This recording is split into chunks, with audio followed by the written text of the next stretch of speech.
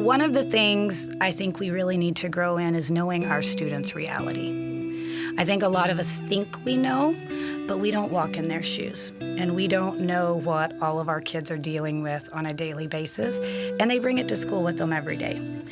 And so teaching kids social skills, teaching kids how to handle stress, how to problem solve through a situation, that's huge because that comes into the classroom. And if kids don't have those skills, those have to be met first before we can learn.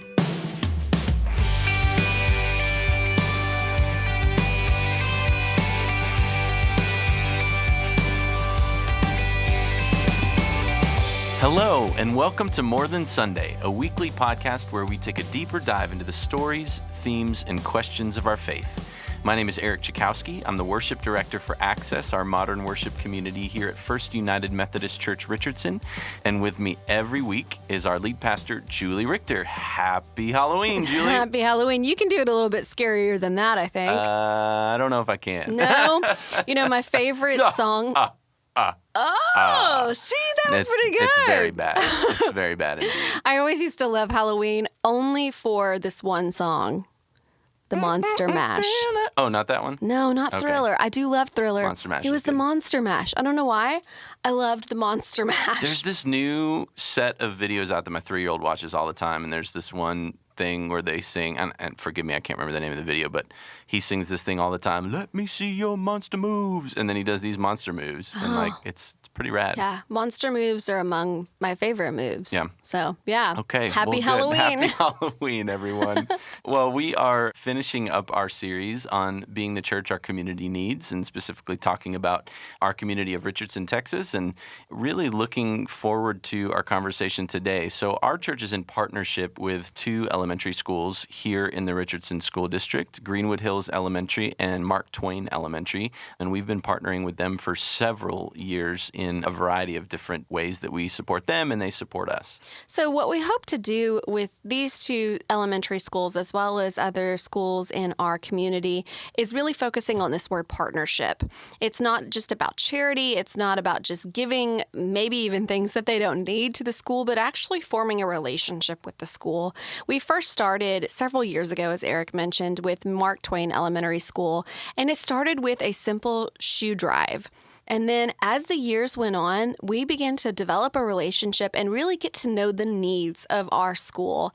And as we get to know those needs, we find ways to not only fill those needs, but to form a relationship where we get to be in true community with one another. And so we have 2 elementary schools now, both Mark Twain and Greenwood Hills Elementary School. And today we are talking to the principal from Greenwood Hills Elementary School, Misti Lehman.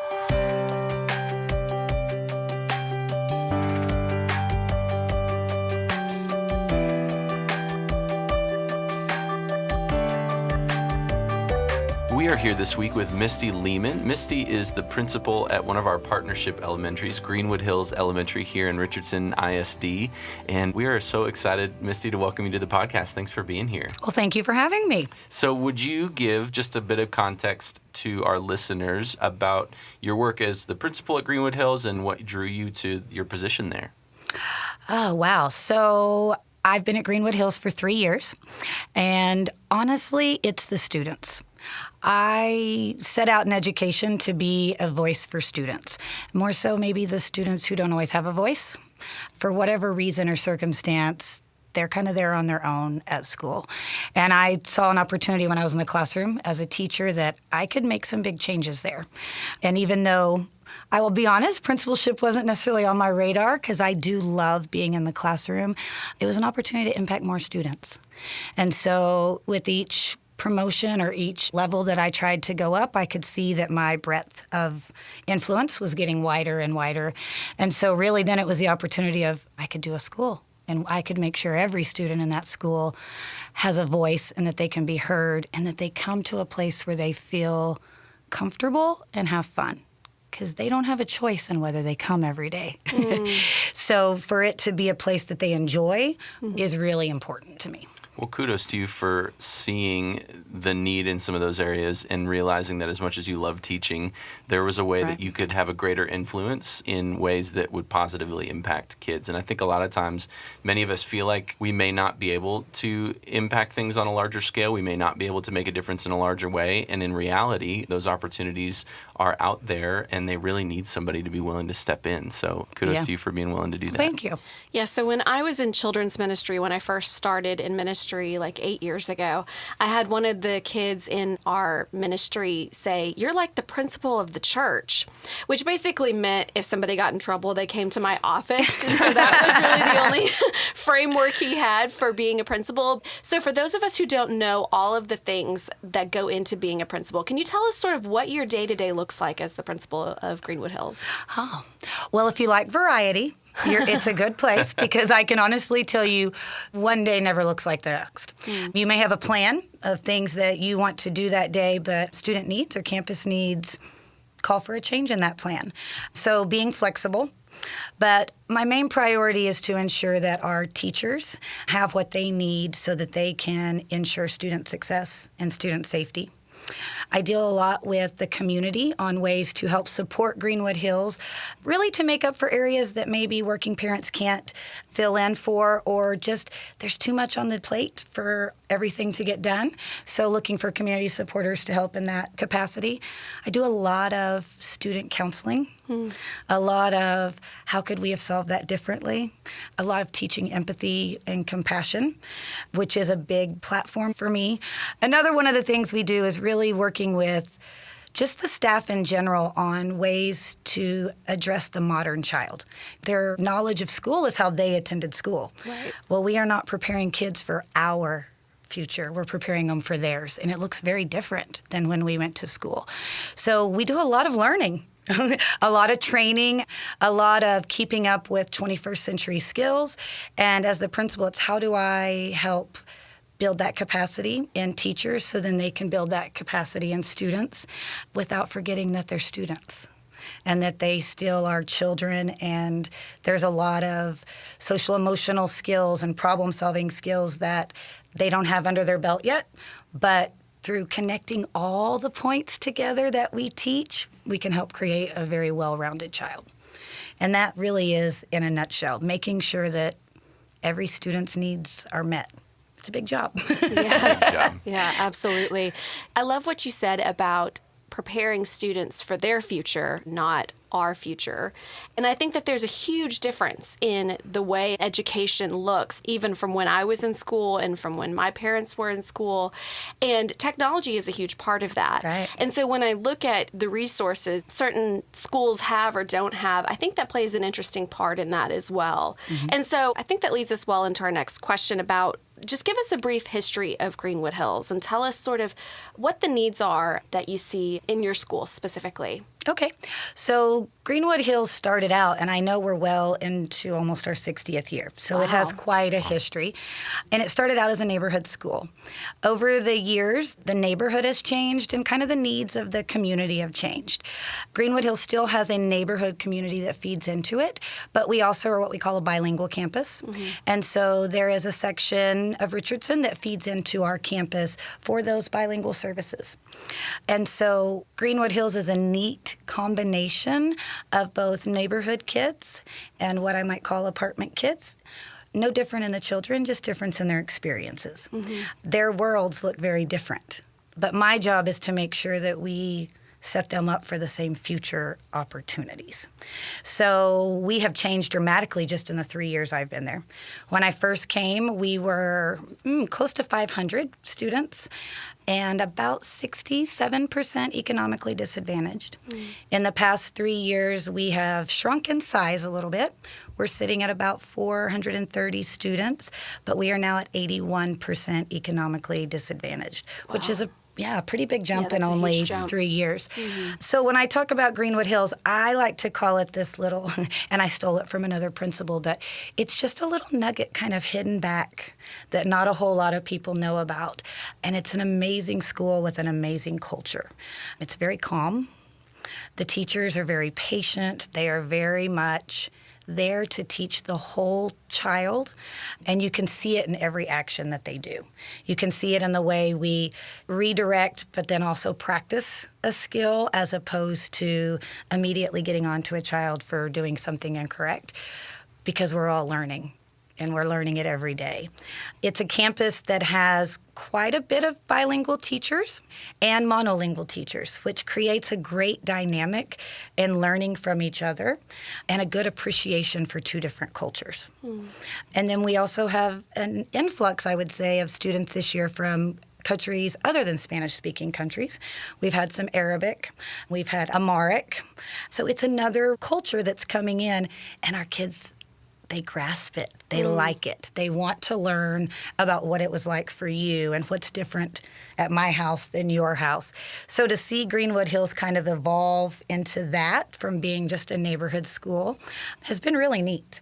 And I do say I have some parents who I guess have had opportunities to move to other parts of Richardson, but have specifically said, you know, we're here because this school is real world. Because it is a great mixture of what we see every day in our society. And that's what we want to prepare our kids for. It sounds like a really neat illustration. Many of the other guests we've had over the last 3 or 4 weeks have really talked about the diversity of Richardson, and it sounds like a really neat illustration on a smaller scale of the wider community of Richardson. And so that's a really beautiful thing. So we are on the tail end of a series that we've been in over the last month or so called Being the Church That Richardson Needs. And we've really been examining our community and trying to find the things that make it strong and great, and also finding areas that maybe there's some holes and some need. So what are some of the things that you feel like make Richardson strong? Honestly, I'm going to say it's connections and collaborations. And I'll step out just a little bit and say, I don't live in Richardson, but my children go to school in Richardson. So even yesterday, we went by the J.J. Pierce Bazaar, because that's a huge community event. And my daughter makes the comment of, wow, I'm not used to going somewhere and everybody knows who you are. But it wasn't just me. Everyone knew who she was, too, and because we miss out on that community piece in our hometown. So it was really neat to see her get to experience it for the first time, because I've only been in Richardson, and I've known that's how it is since I came. Very supportive. Anything that we have ever needed. Even if, you know, maybe you couldn't get it for us, you've been able to connect to somebody else who was able to connect that was like, we're on it. We can help you, whatever it is you need. And I haven't been anywhere else, but from all the people coming in, that's very special. That has been the best part of being in Richardson. And, you know, Dr. Stone coming in and really talking about leveling the playing field. Dr. Stone is the superintendent. Yeah. Okay. And really bringing light to that leveling the playing field so that everyone has that same opportunity just feeds that drive of doing whatever it takes. Whatever it takes for that kiddo, because you want someone else to do whatever it takes for your kiddo. And as long as we all keep that going and work together, everyone will be taken care of. Yeah, I love that idea of level ground. So on the flip side of that coin, so what are some of the needs that you see in Richardson maybe that are not being met right now? Okay, this one's a little twofold, I will say, because I'm going to tell you that there's some needs not met, but then I'm also going to turn right around and tell you that there's plans and actions and steps already being taken. Well, that's great, too. Which I think is the best scenario to have. One of the things I think we really need to grow in is knowing our students' reality. I think a lot of us think we know, but we don't walk in their shoes. And we don't know what all of our kids are dealing with on a daily basis, and they bring it to school with them every day. For whatever reason, home situation, work situation, parents aren't always available as much as they used to be. Neither good nor bad, just different. Just reality. Just the reality. And so teaching kids those social skills, teaching kids how to handle stress, how to problem solve through a situation, that's huge, because that comes into the classroom. And if kids don't have those skills, those have to be met first before we can learn. So that's an area that I feel like we need to grow, as well as learning more about cultural differences and how to embrace them. But like I said, We have implemented a social emotional learning curriculum this year at the elementary and secondary. We have campuses who are doing poverty simulations and reading books. There is a whole cultural and diversity department now within Richardson, and they go out and do trainings on campuses. There's 3. We've had the privilege of being involved in 2, but it's just to give you a better perspective of what everyone's dealing with, because everyone has a story and everyone has, their issues, and then how can we, despite all of those, help children still succeed. It's so great to hear you touch on that. So on Sunday, as part of her message, Julie showed a video with some language from Brene Brown about the difference between empathy and sympathy, and that being empathetic towards someone is a lot different than being sympathetic towards them, right? Absolutely. And so to hear the areas that Richardson is really leaning into to help people find empathy for, rather than just being sympathetic toward their situation, right, but really walking in their shoes, as you've mentioned, getting in the hole with them, as Brene kind of talked about in the video, and really learning to understand their circumstance better so that they can learn better, so that as teachers and community members, we can be serving those kids better. Absolutely. Yeah, and I mean, you talked about stories too, and sympathy doesn't allow us to share stories with each other. Only empathy does that. And so one of the phrases or labels that I dislike so much, and I'm sure you will agree with me, is they're just a problem child. Every time I hear that, I feel that sort of cringe, because the reality is that there is social and emotional needs not being met. And so what we see is a child who is struggling, or a child who is angry, or a child who is confused.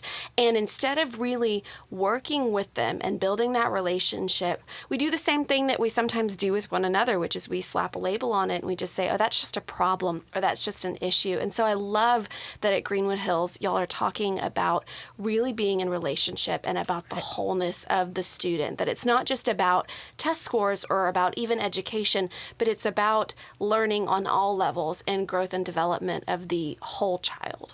Right. Behaviors learned. All behaviors learned, and it all stems from something. So if we want kids to learn academics, we're going to have to teach them behavior first. But I agree with you. I can't get to making you more intellectually successful until you feel confident and successful about yourself as a person.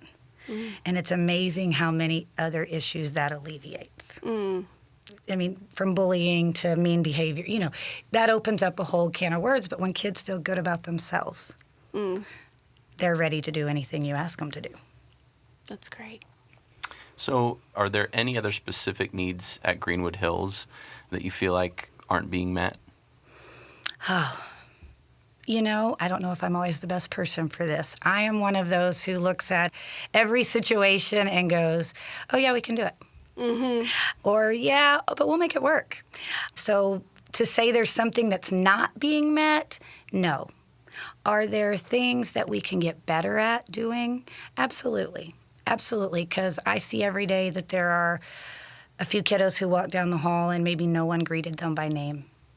Or some kiddos at lunch that, they're at the table with other kids, but they're not involved in that social interaction whatsoever. So those are areas that we can definitely grow. One area that I will say is positive adult mentors in students' lives. That is the biggest thing I think I've encountered dealing with families who live in apartment complexes. They want their children to be so safe, and I understand completely. So a lot of our kids and parents say, well, we don't let them go outside. And that, too, to me, is heartbreaking, because I understand your reason for not going outside, but at the same time, what experiences are we taking away from those kiddos? So if it was an area that we could grow in, it would be to provide more extracurricular activities and transportation so that students have the opportunity to do after-school things that practice some of those social and emotional skills in a different setting. It would be to have full inclusion of all staff and students so that every kid could say, yeah, that's my friend, and that's my friend, and that, you know what I mean? Because I just think it makes healthier children. Yeah. So. For kids just to get to be kids, to go play.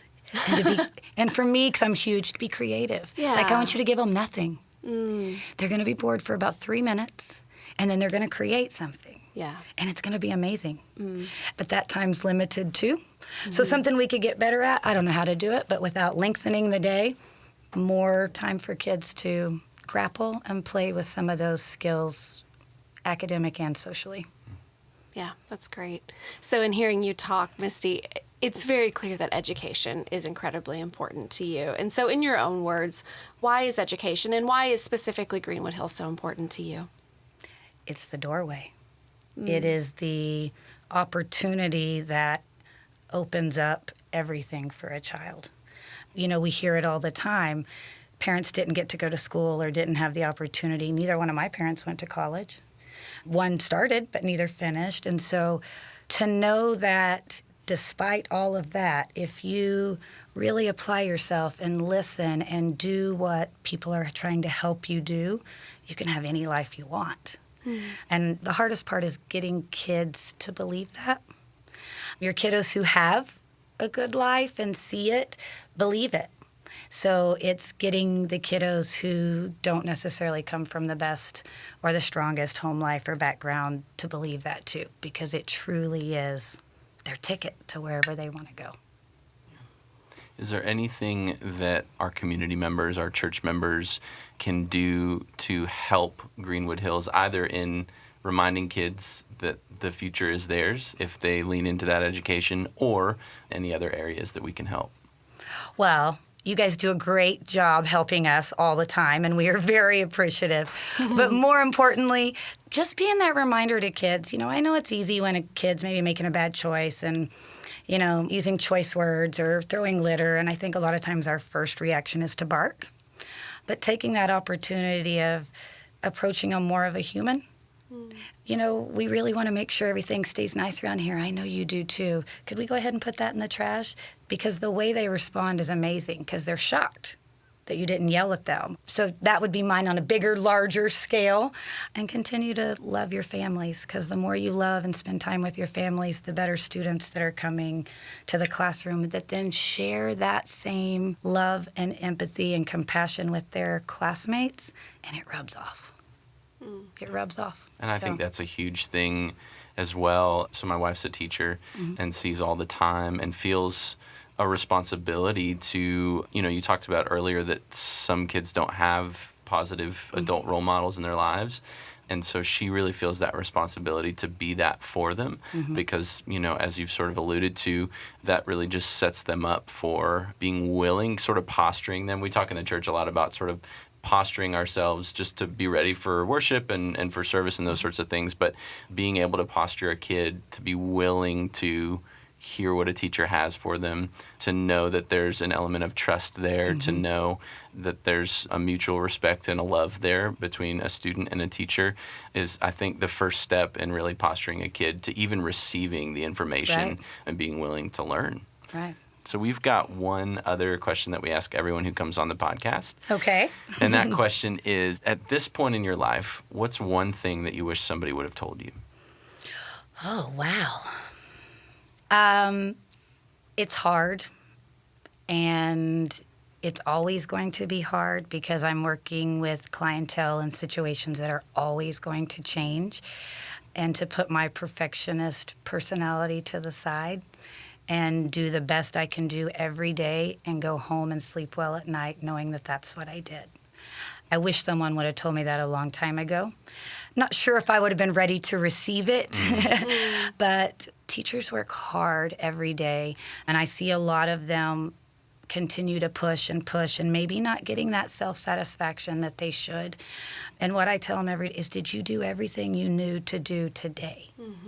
And if you can say yes, then go home, enjoy your family, reboot, come back tomorrow, and let's do it again. And you know a little bit more tomorrow, so it's going to be even a little bit better tomorrow. You can only give what you can give. That's right. I talk about it like a sponge, that sometimes during the day, you know, depending on how critical we are of ourselves or the situations of the day, you know, that sponge just fills up more and more and more. And then it's really heavy at the end of the day. Yeah. And so I'm sure for many of your teachers too, they go home with a lot of that. And so it feels heavy. And so sometimes what I say to some of my colleagues in ministry is, did you ring out before you left for the day? Oh, I like that. And whatever that looks like for you, whether it's, 5 minutes by yourself or, 10 things that you are grateful for today, or even self-affirming. What did I do well today? That process of ringing out and not taking it home so that you can reboot and come back again tomorrow, I think is just so important, because you're right. We are so hard on ourselves, and we have this idea of success and the way things are supposed to be in our heads that is never that way, and is certainly never that way in the classroom. Right. It's reality. And so I think that's such a great message to send to our teachers and to our students, but also to each and every one of us. Every person. You got it. That's right. Well, Misty, thank you so much for taking the time to share a little bit about Greenwood Hills and about Richardson and the work that is being done, and so that we can celebrate that and maybe some areas that we can be aware of as well. We really appreciate your time today. Well, thank you. I appreciate it. I loved being here. It's my first one. Hopefully not the last. Check that off the list. That's right. Thanks again. Thank you.